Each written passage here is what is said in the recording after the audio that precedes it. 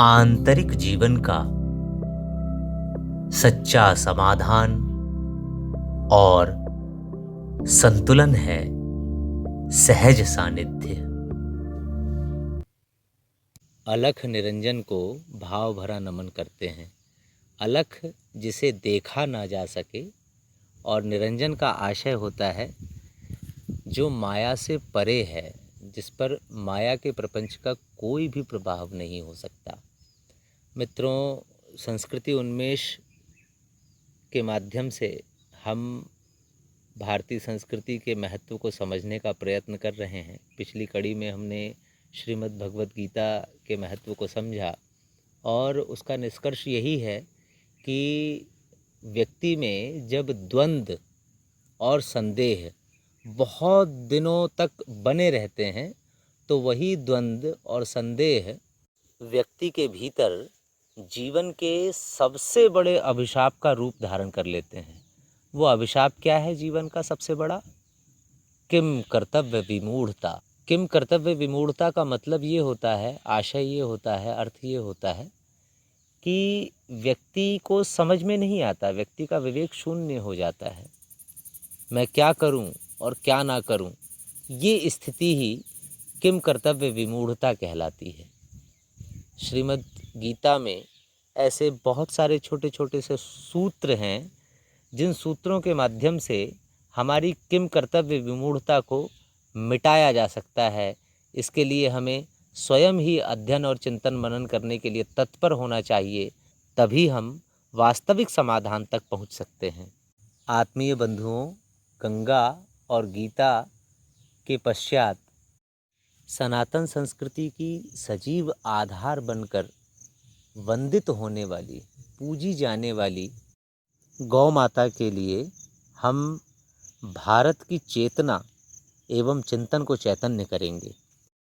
हम और आप सभी जानते हैं कि 84 लाख प्रकार की योनियां होती हैं। परब्रह्म परमात्मा ने 84 लाख प्रकार के शरीर बनाए हैं, योनियां बनाई हैं, जिसमें जलचर, थलचर और नभचर हैं। इन तीनों तलों में जो रचना की गई है या जीवों की उत्पत्ति की गई है वो 4 प्रकार से की जाती है: अंडज, पिंडज, स्वेदज और उद्भिज। ये 4 प्रकार की सृष्टियां हैं। हम इस बात को बड़ी गंभीरता से विचार करेंगे कि गौ माता का महत्व, गाय का महत्व सर्वोपरि क्यों है। मित्रों, इस मृत्यु लोक में 84 लाख योनियों के मध्य केवल गाय ही एक ऐसा प्राणी है जिसके भीतर, जिसके शरीर में, मेरुदंड में सूर्य केतु नामक नाड़ी होती है। इसी सूर्य केतु नाड़ी की उपस्थिति के कारण गौ माता का महत्व सर्वोपरि हो जाता है। सूर्य केतु नाड़ी में एक ऐसा शक्तिशाली खिंचाव होता है, एक ऐसा आकर्षण होता है जो गौ माता को एक ऐसे सर्वसमर्थ केंद्रक के रूप में उसके संपूर्ण अस्तित्व को विकसित कर देता है। यूँ मान लीजिए आपकी गाय का पूरा समूचा शरीर जो है, बाहर और भीतर से लौकिक, अलौकिक एवं पारलौकिक जगत की संपूर्ण ऊर्जा तरंगों को, सकारात्मक और श्रेष्ठ ऊर्जा तरंगों को अपनी ओर आकर्षित करने में समर्थ बना देता है, ताकतवर बना देता है। इसीलिए गाय का महत्व सर्वोपरि है। मित्रों, गौ माता इस पृथ्वी तल पर ऊर्जा के महाकेंद्र के रूप में स्थित हैं। और वहीं दूसरी ओर हम देखें कि इस सृष्टि में सूर्य से बड़ा ऊर्जा का कोई अन्य स्रोत नहीं है। सूर्य की 7 रश्मियाँ होती हैं और 7 रंग भी होते हैं। मित्रों, इन्हीं 7 किरणों से और 7 रंगों से सृष्टि के 4 प्रकार के कार्य चलते हैं: उत्पत्ति, स्थिति, पालन और संहार। कुल मिलाकर सृष्टि संचालन में प्रयुक्त होने वाली महाऊर्जा का सहस्रार सूर्य है। अर्थात सूर्य से जो ऊर्जा निष्पादित होती है, प्रकीर्त होती है, उसी ऊर्जा से सृष्टि का संचालन होता है।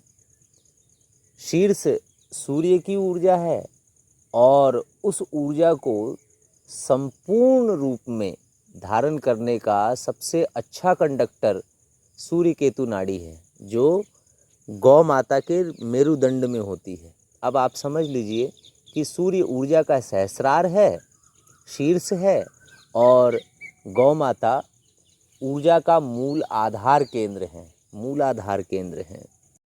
आप तो केवल एक ही बात समझ लीजिए, एक ही बात याद रख लीजिए कि गौ माता के मेरुदंड में जो सूर्य केतु नाड़ी होती है, उस नाड़ी पर जब उस मेरुदंड पर सूर्य की किरणें पड़ती हैं, तब गौ माता की ऊर्जा तरंगें और सूर्य की ऊर्जा तरंगें आपस में मिलकर एक अत्यंत सूक्ष्म और संवेदनशील अभिक्रिया को संपन्न करती हैं, जिसके फलस्वरूप गोमय अर्थात गोबर में, गौमूत्र और गौदुग्ध में वह सूर्य की ऊर्जा पदार्थ रूप में सजीव हो उठती है, प्रकट हो जाती है पदार्थ रूप में।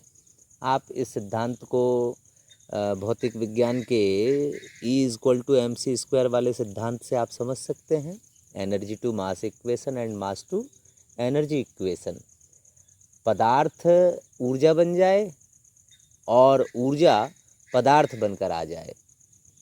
तो मित्रों, गौ माता हमारे लिए इसीलिए अत्यंत महत्वपूर्ण है कि वह सूर्य की संपूर्ण ऊर्जा को, सृष्टि की महा ऊर्जा को पदार्थ के रूप में कन्वर्ट करके हमें देती हैं। और इसके अनेकों लाभ हो सकते हैं, अनेकों लाभ हो सकते हैं। गौ के वर्णन में जितना भी कहा जा सके वो सब कम ही है, क्योंकि उनके संपूर्ण स्वरूप को जानने के लिए ये 7-8 मिनट में जान लेना संभव नहीं है। संस्कृति उन्मेष में हम आपको केवल संकेत कर रहे हैं और आपकी जिज्ञासा को जगा रहे हैं कि आप अपनी जिज्ञासा को जागृत करके और इन सिद्धांतों को, इन सूत्रों को और संस्कृति के इन महास्तंभों का अध्ययन करने की भावना आप जगा लें अपने भीतर, आप चिंतन जगा लें अपने भीतर। गौ माता के संपूर्ण स्वरूप के कारुणिक बोध के लिए और गौ माता के दिव्य अनुदानों से लाभान्वित होने के लिए हमें प्रयोगात्मक भी कुछ कार्य करने पड़ते हैं और ज्ञानपरक भी कुछ कार्य करने पड़ेंगे। जैसे किसी भी विषय को संपूर्ण रूप से कब जाना जा सकता है, जब उसका प्रैक्टिकल और थ्योरिटिकल दोनों प्रकार का नॉलेज हमें हो जाता है। हम इस माध्यम से सारे विश्व से एक बात कह रहे हैं कि जो लोग गौ सेवा कर रहे हैं वो गौ के महत्व को, उसके लौकिक, अलौकिक और पारलौकिक रहस्य को जानने का प्रयास करें, अध्ययन करें।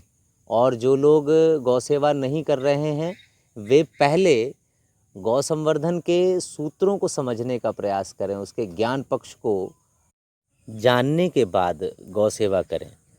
गौ माता के लिए आप सभी के, हम सभी के हृदय में श्रद्धा उत्पन्न हो, इस सद्भाव के साथ साथ आज की बात समाप्त। ओम शांति।